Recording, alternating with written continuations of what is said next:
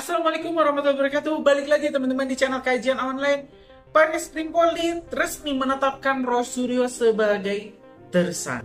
Hal ini teman-teman tentu menjadi sebuah kabar baik, di mana sebelumnya beberapa pekan yang lalu ini ada profesor teman-teman, Profesor Paiman Raharjo bersama lawyernya Farhad Abbas yang melaporkan Roy Suryo ke Barreskrim Polri atas tuduhan pencemaran nama baik dan juga penyebaran berita hoax.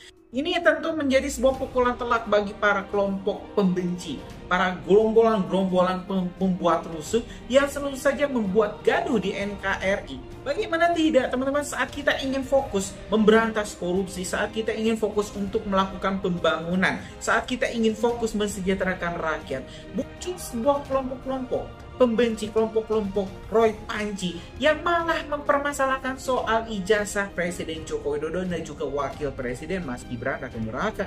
Hal ini kan tentu mencederai semangat kerjasama, semangat pembangunan negara. Saat kita rakyat Indonesia dihabiskan energinya hanya untuk melihat berita-berita terkait fitnah-fitnah yang terus saja dilontarkan oleh Roy Suryo dan juga Rismon, Dr. Tiva CS, Amin Rais, yang tidak pernah lelah teman-teman untuk melakukan fitnah-fitnah kepada Pak Jokowi dan juga Mas Gibran. Hari ini kita bakal melihat laporan bagaimana hasil dari penyelidikan dan kapan ini Roy Suryo ditangkap. Dan kalau misalnya ditangkap, vonisnya berapa lama? Ini akan sangat menarik untuk kita simak. Panjang lebar teman-teman, yuk kita kaji informasi selengkapnya. Dan kita akan melanjutkan pemeriksaan pada minggu depan. Dua laporan pemerasan dan laporan pencemaran nama baik, penyebaran kebencian serta penyebaran berita bohong ya. Ini terkait laporan Profesor Paiman ya terhadap Roy Suryo CS dan Bitor, itu sudah pemeriksaan awal dan kita akan melanjutkan pemeriksaan pada minggu depan. Dua laporan pemerasan dan laporan pencemaran nama baik, penyebaran kebencian serta penyebaran berita bohong ya. Oke. Ini berarti LP-nya sudah masuk hari ini? Sudah. Ini kita minta segera. Silakan Profesor menyampaikan. Ya, terima kasih Pak Dr. Farhad Abbas selaku pengacara saya. Hari ini pemeriksaan awal dengan laporan kita pada tanggal 12, yaitu penyebaran berita bohong, pencemaran nama baik dan pemerasan. Sedangkan yang terlapor adalah Roy Suryo, Rismon, kemudian Hermanto, dan Bambang Suryadi Bitor. Nah, tentunya laporan ini terpaksa kami lakukan karena teman-teman sedulur Jokowi di daerah-daerah itu sudah melakukan aksi ya, termasuk di Polda saat demo kemarin Pak Kapolda, Pak Kapeto menemui. Nah, kami selaku orang yang yang dirugikan mengambil langkah ini agar tidak terjadi kegaduhan, maka kami melaporkan mereka ke jalur hukum. Ya, pasalnya tadi penyebaran berita bohong, kemudian penyebaran nama baik, fitnah, dan juga pemerasan khusus untuk Bambang Suryadi Bitor. Kami berharap melalui pengacara saya ini yang semalam juga sudah klarifikasi di News TV, mudah-mudahan rakyat bisa lebih paham bahwa sebenarnya kasus tuduhan ijazah Jokowi ini harusnya sudah tidak perlu diributkan lagi karena lembaga yang punya otoritas yaitu UGM sudah menyatakan bahwa ijazah Jokowi asli dan dari laporan mereka ke Barreskrim Polri sudah diberhentikan, sudah SP3, sehingga sebenarnya ijazah Jokowi jelas asli. Tapi kenapa sekarang malah membawa nama orang lain? Ya itu terpaksa karena saya dirugikan, maka saya laporkan melalui jalur hukum. Saya kira itu. Oke Pak, boleh dijelaskan mungkin bukti-bukti yang dibawa sertakan saat melapor apa saja? Ya, satu yang pencemaran nama baik dan juga berita bohong, bukti-bukti video, kemudian berita online, kemudian juga saat mereka konversi pers tentang tuduhan Pak Jokowi yang menyatakan bahwa ijazah Pak Jokowi itu dibuat dicetak Paiman 1000%. Kemudian juga bukti transfer pemerasan.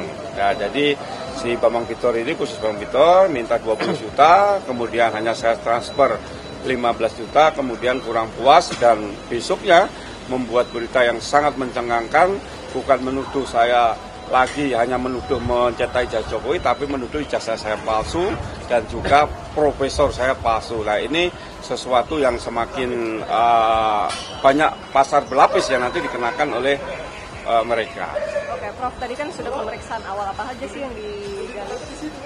Ya, satu bukti-bukti, kemudian bukti pemerasan, saksi-saksi, kemudian juga substansi yang diadukan, yaitu pemberitaan berita bohong, kemudian juga pencemaran nama baik dan fitnah, dan juga pemerasan. Oke, Prof, setelah pemeriksaan awal ini kira-kira polisi masih butuh keterangan lain lagi atau bisa masuk ke keterangan terlapor? Ya, Keterangan pelapor dan saksi. silakan. Jadi kan penyidik ya langsung menggelar 2 perkara. Nah, kemudian profesor membawa transkrip pembicaraan dan fitnah tersebut. Nah, dan minggu depan sudah pemeriksaan saksi. Jadi intinya kalau Pak Jokowi dituduh menggunakan, kalau profesor dituduh membuat, mencetak. Nah, ini kelewatan nih. Kalau mereka sana main pistol-pistolan, ini granatnya nih.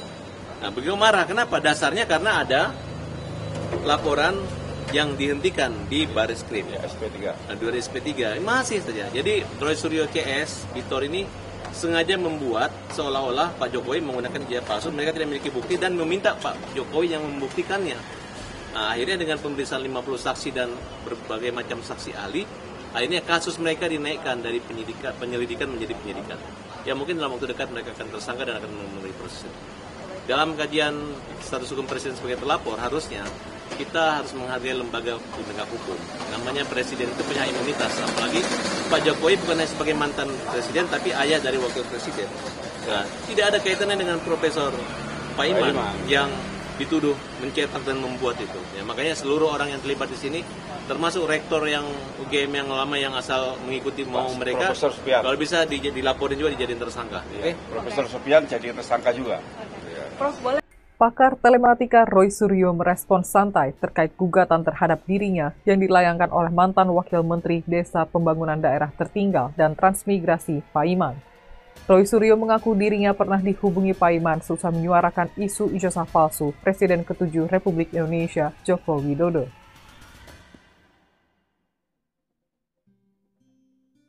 Menurut Roy Suryo, saat itu ia disuruh minta maaf karena telah menyuarakan isu dugaan ijazah palsu Jokowi, sebab Paiman mengaku telah melihat ijazah asli Jokowi.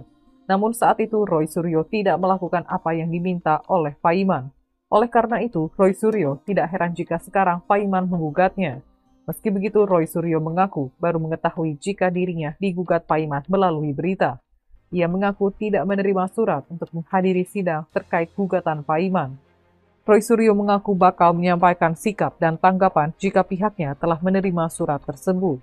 Sebelumnya, surat panggilan sidang gugatan perdata terkait kasus ijazah Presiden ke-7 Republik Indonesia Joko Widodo untuk ahli telematika Roy Suryo dan sejumlah rekannya dikembalikan ke pengadilan.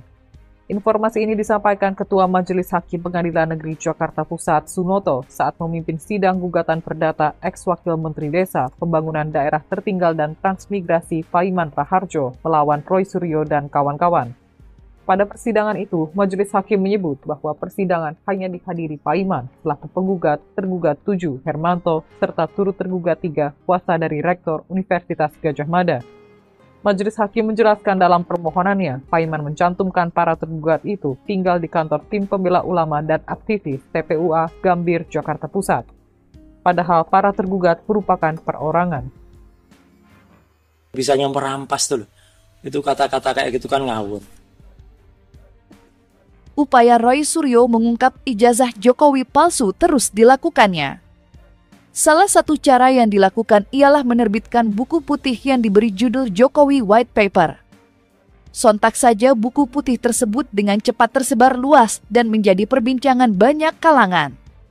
Ada yang senang dengan upaya yang dilakukan Roy Suryo dengan menerbitkan buku putih berisi pembuktian ijazah Jokowi palsu, namun tidak sedikit yang dibuat meradang, salah satunya Firdaus yang tak dapat lagi menahan amarahnya. Dan seperti inilah luapan kemarahan Firdaus terhadap Roy Suryo dan rekan-rekannya yang telah menerbitkan buku putih mengenai ijazah Jokowi yang diduga palsu. Udah itu buku-buku sampah semua. Ngapain? Buku yang keluar dari otaknya si Rismond itu buku sampah. Buku yang keluar dari otaknya Roy Suryo itu buku sampah semua. Nggak usah dibeli. Dikasih aja haram jadah, nggak usah diambil. Ngapain? Itu manusia sampah semua. Rismond dan Roy Suryo gitu loh. Manusia sampah yang nggak berguna di bangsa ini. Kalau memang alat buktinya cukup, saksi-saksinya cukup gitu loh. Karena Rismond ini orang yang bisa dikategorikan pemecah anak bangsa. Kenapa? Dia buat buku untuk dijual di luar negeri dengan menghasut-hasut, kayak semacam si Tifa. Ya, saya nggak manggil dokter ya, karena saya nggak pantas dipanggil dokter. Saya panggil si Tifa aja. Si Tifa itu manggil-manggil anggota parlemen Amerika buat mempermasalahkan ijazah Jokowi. Kan nggak nyambung. Ini otaknya udah pada keblenger semua. Jadi manusia-manusia kardus seperti ini harusnya ditangkap sama Polda Metro Jaya, harus segera. Gitu, karena ini orang-orang pendong. Jumlahnya berapa orang sih? Sedikit. Akhirnya menggoyangkan masyarakat gitu loh. Akhirnya masyarakat ikut demo, terprovokasi, mau bubarkan DPR. Karena apa? Karena ngomong akan ngikutin ngomongan segelintir orang itu gitu loh. Kalau berani kayak saya nih ngomongnya, kalau mereka kan penakut gitu. Makanya saya bilang tadi ini sampah masyarakat, perlu dipenjara segera. Tolong Kapolri, Kapolda dengarkan kata saya, tangkap mereka. Kalau cukup bukti, cukup saksi, cukup alat bukti, bawa ke pengadilan, biarkan hakim yang menentukan. Sekarang yang penting amankan dulu, karena ini manusia-manusia sampah, begundal-begundal yang memanggil negara asing untuk menghukum para mantan presiden dan presiden kita di Indonesia. Ini membawa masalah ini di kancah internasional. Sementara negara lain lagi menutup rapat rahasia negaranya, kita bongkar di seluruh dunia. Gila nggak? Ini perlakuan keji yang nggak memikirkan keamanan negara. Kalau negara ini diserang sama orang luar negeri gara-gara fitnah yang mereka lakukan, gimana? Hah? Kita lagi menutup rapat negaranya agar aman dari rombongan luar negeri. Tahu-tahu nih si rombongan Rismond Sianipar yang otaknya nggak ada ini, dia jual buku ke luar negeri untuk menjelek-jelekan negara kita. Ini kan ini bintang gitu loh. Ini harus ditangkap, dikurungin, ya. Jangan ditaruh di luar. Karena nanti takutnya dia rabies, nginjek-gigit orang kena rabies. Gitu ya. Jadi saya kira hal-hal yang berkaitan dengan ujaran yang itu keluar dari badut, cara yang paling terhormat untuk menghormati badut itu adalah kita tertawa.